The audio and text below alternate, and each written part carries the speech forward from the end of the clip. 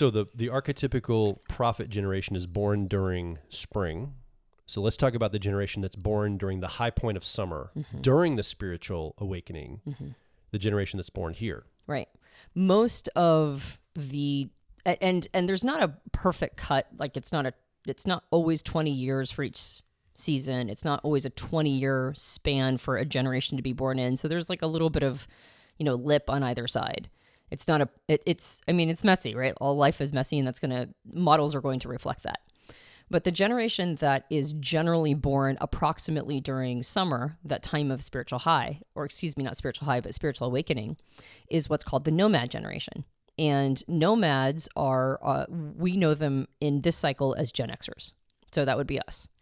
And Gen Xers or nomads are, because they are children during a time period of spiritual awakening and come of age or enter early adulthood during that time period of unraveling, they end up being a neglected generation. In fact, they're recessive. Yeah. And that's not numbers. That's not in population. It's in influence.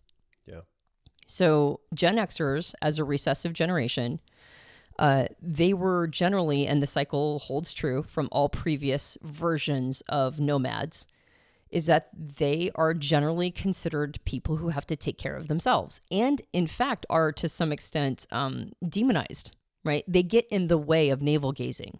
These children get in the way of the ambitions of the previous generations that are trying to figure out what kind of people we want to be during the spiritual awakening. Yeah, it's hard to have space for children when you're on a crusade. Like, they can maybe come on your ride, but can you go make mac and cheese for yourself? Because I've got something important I'm working on over here, is the message I think a lot of kids were given in that generation, the nomad generation. Right. Nomads are when the concept of latchkey kids became not just a phrase, but like a phenomena. Most Gen Xers, and that's why they're called nomads, they end up not really having a sense of self. They don't really have a sense of, they have a sense of self, but they don't have a sense of home usually. They're the ones who are letting themselves in. They're the ones who are figuring things out on their own. They're not necessarily a super creative in an artistic way generation, but they're usually very creative in how they figure out how things get done. Technically creative generation. Exactly. And that's why they're called nomads, because they end up, I think the phrase is they take their tools with them, right? Nomads take their tools with them wherever they go. So they tend to be very technologically savvy. They tend to be a gadgetry generation because they're always trying to figure out how to work things and make things happen. And they, as a general rule, are quiet in sort of cultural influence, but they are massive in how they make things happen underneath on a foundational level. So the prophets that are used to sort of speaking out their will and wishes on the world, it's almost always the next generation of the nomads that make it happen for them. So sometimes prophet generations don't even know how things work, right? They don't, or on a technological level, they don't know how, when they spoke something out, it just organized around them. They just know what happened. And Gen Xers tend to be, or nomads rather, tend to be really competent and capable, right? They are not necessarily influential in a way where they go, this is how we think the world should be. They're influential in sort of creating a foundation for the world, and everything gets built on top of those platforms. So because they're nomads, this generation archetypically, the energy it's nomadic, it moves around, it's free form, it's independent, doesn't need to be plugged into a system.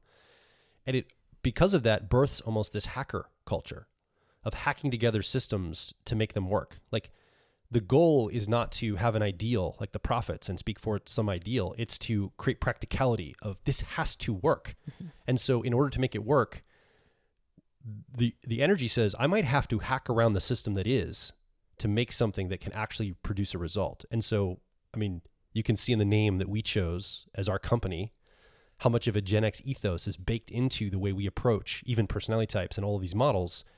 We see ourselves as people who are nomadic, independent, and hack things together to make them practical in the world. Yeah. We tend not to, even though there are some of us obviously very much in right now in the limelight in this way, we tend to not choose politics as our way of influence. We tend to choose industry as a general rule. And you can see that the people who are some of the most influential business owners are of the Gen X generation. Yeah. And so those are the platforms that are built. Now, not all of them, right? But as a general rule, that is the case. Yeah, they're leaving media.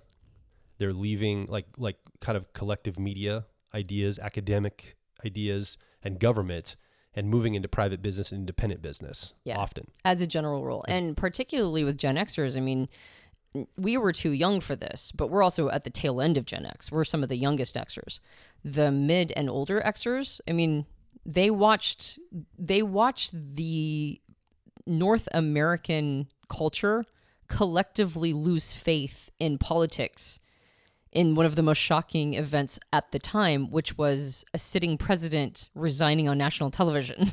They got to watch that as little kids. Richard Nixon, 1973. Exactly. During the Watergate scandal. Yeah. And so there was not a lot of, I mean, they didn't grow up. They didn't come of age in a time period where people were like, government will save us. They grew up in a time period where it was like, is government going to collapse? And so there's not a lot of faith that they have in those kinds of institutions. Now, not to say that they don't still, there's plenty of Gen Xers represented in government. It is a place of influence and power. Individuals might be very attracted to it. But as a general rule, it's not where they hang all of their faith, right? And usually when they get into politics, they almost take a reluctant hero role. They're like, I guess I have to do this because things are breaking. And I guess in order to fix them, I'm going to have to get into this game. And so there's not like a desire for it as much as there would be in other generations. There's I guess this is what has to happen.